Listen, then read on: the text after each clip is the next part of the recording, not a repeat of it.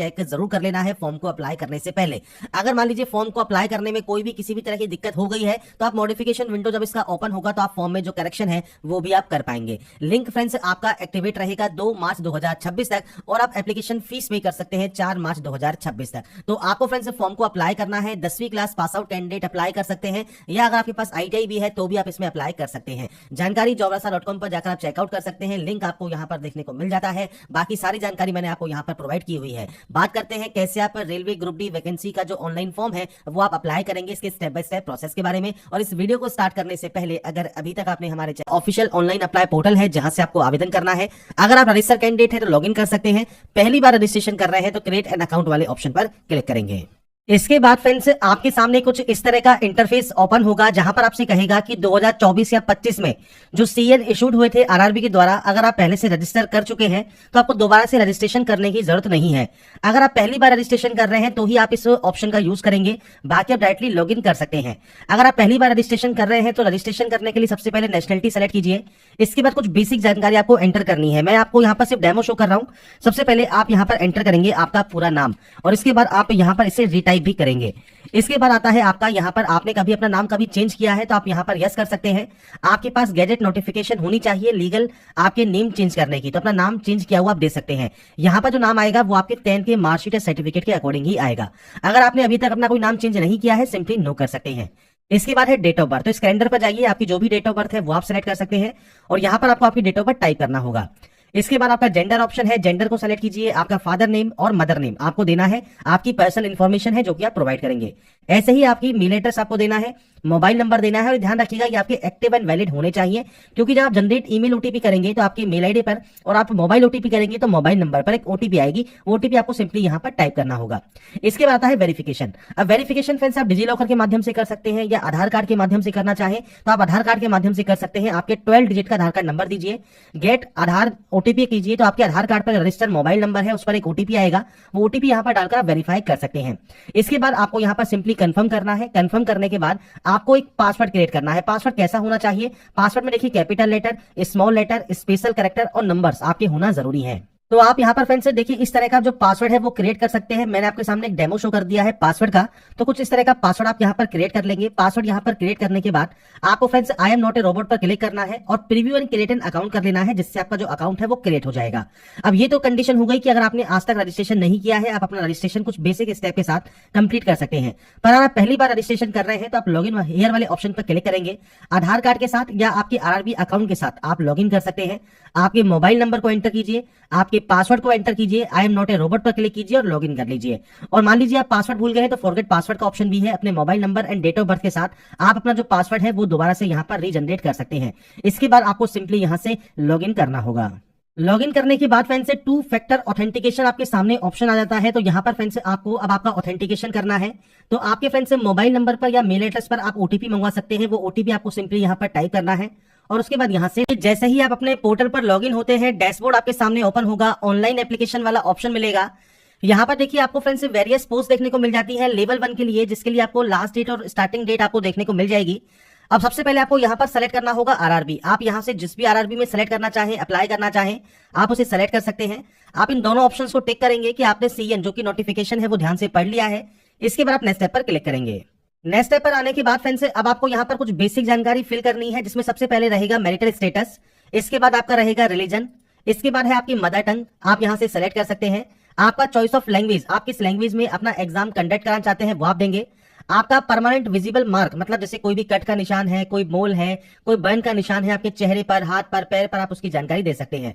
इसके बाद आता है कम्युनिटी। अब देखिए जनरल कैटेगरी में कोई ऑप्शन आपका फर्दर ऑप्शन नहीं आता है। अगर आप आते हैं मान लीजिए OBC कैटेगरी में तो आपसे कहता है कि SC ST OBC के लिए सेंट्रल गवर्नमेंट का सर्टिफिकेट आपके पास होना चाहिए। आप यहाँ पर आई अंडरस्टैंड करेंगे। आपके पास नॉन क्रीमिलियर सर्टिफिकेट होना जरूरी है और ध्यान रखिएगा 1/4/2025 के बाद का और क्लोजिंग डेट से पहले का आपके पास सर्टिफिकेट होना जरूरी है। इसके बाद आपको कास्ट का नाम देना है, आपकी जाति का नाम देना है।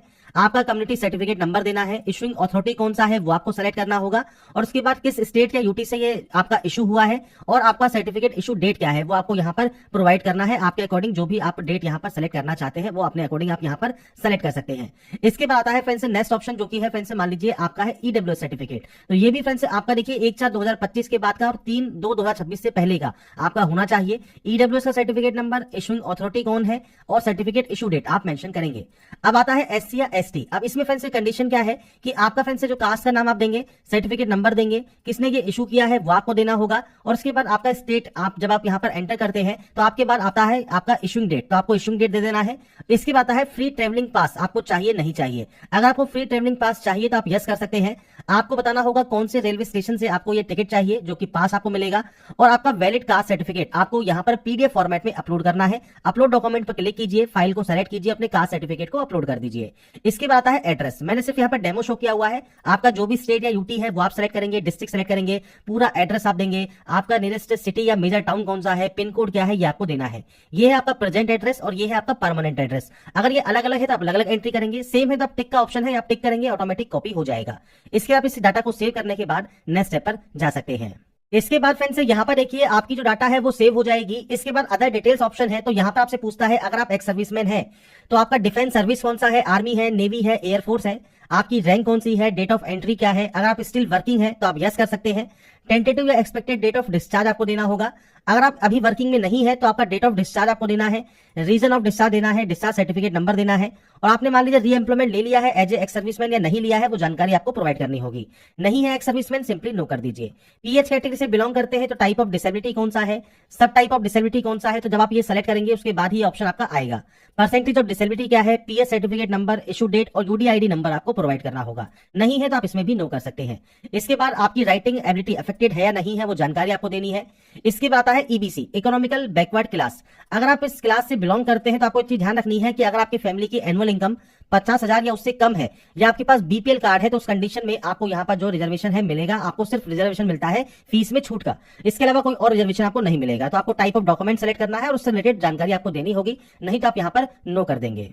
इसके बाद फ्रेंड्स आपसे यहाँ पर पूछता है आप एम्प्लॉई हैं इंडियन रेलवेज में। अगर आप इंडियन रेलवेज में एम्प्लॉई हैं तो यस कर सकते हैं, नहीं है तो आप यहाँ पर नो करेंगे। जैसे ही आप यहाँ पर नो करेंगे आपसे पूछेगा करंट एम्प्लॉयमेंट।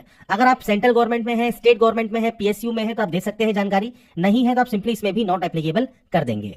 इसके बाद आता है bank detail for refund of fees. तो यहाँ पर देखिए जो फीस जो आपको रिफंड होगी वो किस अकाउंट में आपको चाहिए, तो सबसे पहले अकाउंट होल्डर नेम देना है, आपके बैंक का अकाउंट नंबर देना है, बैंक का आईएफएससी कोड देना है, और ये सारी जानकारी बैंक की पासबुक के फर्स्ट पेज पर आपको देखने को मिल जाएंगी। तो उसके अकॉर्डिंग जानकारी को एंटर करें, सेव करें और नेक्स्ट स्टेप पर क्लिक करें। इसके बाद फ्रेंड्स नेक्स्ट ऑप्शन आता है आपकी क्वालिफिकेशन का। आप देखिए क्वालिफिकेशन में सबसे पहले यहाँ पर देखिए 10th आपके पास है, एनएससी है, आईटीआई है, 10+2 है, बैचलर डिग्री है, मास्टर डिग्री है, मल्टीपल ऑप्शंस आपको मिलते हैं। सबसे पहले आपको 10th की एंट्री करनी होगी। 10th ऑप्शन को आप सेलेक्ट करेंगे क्योंकि हमने 10th को पहले से ही ऐड किया हुआ है। अगर आपको ये ऐड दिखता है तो आप इस एडिट वाले ऑप्शन पर जा सकते हैं। किस स्टेट से आपके पास क्या है, डिस्ट्रिक्ट कौन सा है, बोर्ड का नाम क्या है, डेट ऑफ पासिंग कौन सा है, आपका रोल नंबर क्या है और सर्टिफिकेट नंबर या सीरियल नंबर आपका क्या है 10th का, वो आप यहाँ पर प्रोवाइड करके इसे अपडेट कर देंगे। ऐसे ही अगर मान लीजिए आपने सिर्फ 10th की हुई है तो आप 10th की एंट्री करने के बाद नेक्स्ट स्टेप पर जा सकते हैं। अगर मान लीजिए आपने आईटीआई से फॉर्म को अप्लाई कर रहे हैं तो आईटीआई में आपको ट्रेड का ऑप्शन मिलेगा, एनी डिसिप्लिन का, स्टेट का ऑप्शन मिलेगा, आपके डिस्ट्रिक्ट का ऑप्शन मिलेगा, इंस्टीट्यूट का नाम, आपका date of passing, certificate NCVT या एससीवीटी अप्रूव्ड है और सर्टिफिकेट टाइप आपका कौन सा है वो आपको सेलेक्ट करना होगा। अगर आपने एनएससी किया हुआ है तो आप एनएससी सेलेक्ट कर सकते हैं, ट्रेड सेलेक्ट करेंगे, सेम आपने किस स्टेट से पास किया है, डिस्ट्रिक्ट कौन सा है, इंस्टीट्यूट क्या है, सेम सर्टिफिकेट नंबर क्या है, सर्टिफिकेट इशूड बाय एनसीवीटी और सर्टिफिकेट टाइप आपको सेलेक्ट करना होगा। तो ये आपके ऊपर डिपेंड करता है आपने क्या क्या हुआ है। आपने केवल 10वीं पास किया है 10वीं पे अप्लाई कर सकते हैं, आईटीआई भी किया है तो आईटीआई से अप्लाई कर सकते हैं, एनएससी किया है तो एनएससी से अप्लाई कर सकते हैं। इसके बाद आप यहाँ पर नेक्स्ट स्टेप पर क्लिक करेंगे। इसके बाद फ्रेंड्स नेक्स्ट ऑप्शन आता है अपलोड डॉक्यूमेंट्स का। तो यहाँ पर फ्रेंड्स आपको देखिए फोटोग्राफ एंड सिग्नेचर अपलोड करने हैं। अब यहाँ पे ध्यान रखिएगा जो फोटोग्राफ आप अपलोड करते हैं वो दो तरीके से करेंगे। आप या तो लाइव इमेज आप कैप्चर कर सकते हैं वेब कैमरा के माध्यम से, तो आपको यहाँ पर इस तरह का ऑप्शन मिलेगा कैप्चर लाइव इमेज का, और आपको पूछता है अगर आप ट्विन है तो आप यहाँ पर यस या नो कर सकते हैं। अगर ट्विन नहीं है तो कैप्चर लाइव इमेज पर क्लिक कीजिएगा। आपका जो वेब कैमरा है उसमें फ्रेंड्स इस तरह का जो एक लाल घेरा है, इसमें आपको फ्रेंड्स आपका जो चेहरा है वो आपको यहाँ पर रखना है और आपको फ्रेंड्स ब्लिंक करना है और उसके बाद आपको कैप्चर करना है आपकी लाइव फोटो। अब मान लीजिए आपके पास यहाँ पर वेब कैमरा नहीं है तो capture live image from mobile का ऑप्शन भी है। आप इस क्यूआर कोड को स्कैन करें और उसके बाद ओटीपी के माध्यम से लॉगिन करने के बाद आप अपना जो फ्रंट से फोटोग्राफ है वो आप अपलोड कर सकते हैं। इसका भी प्रोसेस मैं आपको बताऊंगा। ऐसे ही सिग्नेचर का भी प्रोसेस है, जिसमें आपको यहाँ पर देखिए कहा गया है 30 से 49 केबी में आपका जो सिग्नेचर है वो होना चाहिए। 140 से 60 पिक्सल में आपका जो सिग्नेचर होना जरूरी है, तो ही वो यहाँ पर अपलोड होगा। अब कैसे अपने सिग्नेचर को आप चेंज कर सकते हैं, साइज को रिसाइज कर सकते हैं, इसके बारे में बात कर लेते हैं। तो सबसे पहले फ्रेंड्स आप गूगल पर imresizer.com पर आप जाइएगा। आप या कोई भी वेबसाइट आप यूज कर सकते हैं, जहां पर अपनी इमेज को सबसे पहले आप सेलेक्ट करें। इमेज को यहाँ पर सेलेक्ट करने के बाद आपको फ्रेंड्स यहाँ पर पिक्सल ही सेलेक्ट करना है। पिक्सल सेट करने के बाद विड्थ और हाइट आपको सेट करनी है। अब यहाँ पर देखिए विड्थ कितनी है, आपकी कही है 140 और हाइट है 60। तो आपको करना क्या है, यहाँ पर विड्थ एंटर करनी है और उसके बाद आपको यहाँ पर हाइट जो है एंटर करना है और उसके बाद आपको जेपीजी या जेपीजी फॉर्मेट में आप इसे यहाँ से डाउनलोड कर सकते हैं। इसके बाद आपकी जो इमेज है वो डाउनलोड इमेज यहाँ पर हो जाएगी, पर जो ये इमेज डाउनलोड होगी उसका साइज रहेगा केवल 2 KB। अब 2 KB में आप इसे अपलोड नहीं कर सकते, तो आपको करना क्या है, आपको फ्रेंड्स यहाँ पर देखिए PI7 की जो इमेज टूल है इस पर आप जा सकते हैं और इसमें फ्रेंड्स आप क्लिक करेंगे। इस वेबसाइट पर आपको मल्टीपल जो ऑप्शन है वो आपको यहाँ पर मिल जाएंगे। आप यहाँ पर देखिए रिसाइज कर सकते हैं सिग्नेचर को, रिड्यूस कर सकते हैं इमेज साइज को, इंक्रीज कर सकते हैं इमेज साइज को। तो हमको यहाँ पर इमेज को इंक्रीज करना है, सेलेक्ट इमेज पर हम जाएंगे और उसके बाद फ्रेंड्स हमारी जो एक्चुअल फाइल है 2 KB की, हम इसे सेलेक्ट कर लेंगे। अब यहाँ पर देखिए आपसे कहा गया है 30 से 49 KB में आपको जो चाहिए इमेज, तो आप यहाँ पर देखिए जो वैल्यू है वो आप पुट कर सकते हैं। जैसे मैं यहाँ पर 45 KB कर देता हूँ, इंक्रीज साइज पर आप क्लिक करेंगे और हमारा जो फ्रेंड्स इमेज है वो इंक्रीज हो जाएगा, उसका साइज जो भी हमको चाहिए। और जब ये इंक्रीज हो जाएगा इसके बाद हम अपनी फाइल को डाउनलोड कर सकते हैं। अब यहाँ पर देखिए हमने 45 KB में इसे डाउनलोड कर लिया है और हमारा रिक्वायरमेंट भी यहाँ पर 30 से 49 KB है। ब्राउज पर क्लिक कीजिए और उसके बाद फ्रेंड्स देखिए मैंने यहाँ पर अभी फाइल का नेम जो है वो चेंज नहीं किया है, क्योंकि हमने imresizer वाली वेबसाइट यूज किया था और एक PI7 वाला यूज किया था। तो मैं आपको ये शो कर रहा हूँ कि हम वही फाइल यहाँ पर अपलोड कर रहे हैं जिसको हमने अभी रिसाइज किया था और PI7 से उसका साइज बढ़ाया था।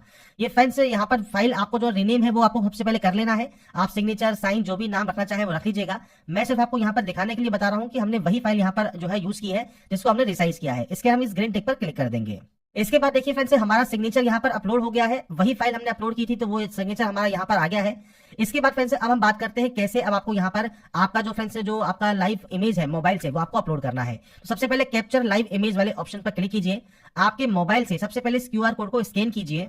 इसके बाद फ्रेंड्स आपके मोबाइल पर आपका जो फ्रेंड्स डैशबोर्ड है वो आप लॉगिन कर लेंगे कि जब आप OTP से वेरीफाई कर लेंगे तो आपके सामने कुछ इस तरह का इंटरफेस आ जाएगा, जहां पर आपको अलाउ करना होगा कैमरा को और कैमरा को अलाउ करने के बाद आप अपना कैमरा यूज कर सकते हैं।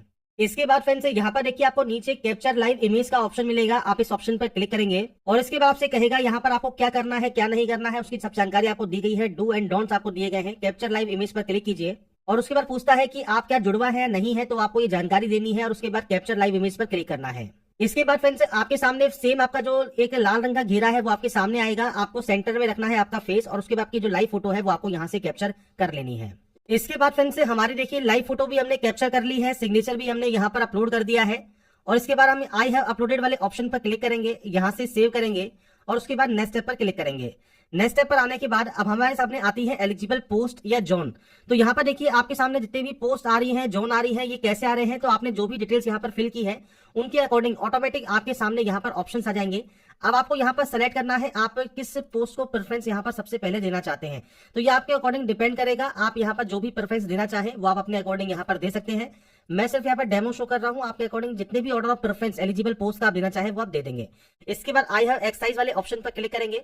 इसके बाद यहाँ से डिक्लेयर करेंगे और उसके बाद प्लेस का नाम लिखेंगे, प्लेस कौन सा जहां से अभी आप फॉर्म को अप्लाई कर रहे हैं। इसके बाद आप यहाँ से इसे भी सेव कर देंगे और सेव करने के बाद प्रीव्यू एप्लीकेशन कर लेंगे।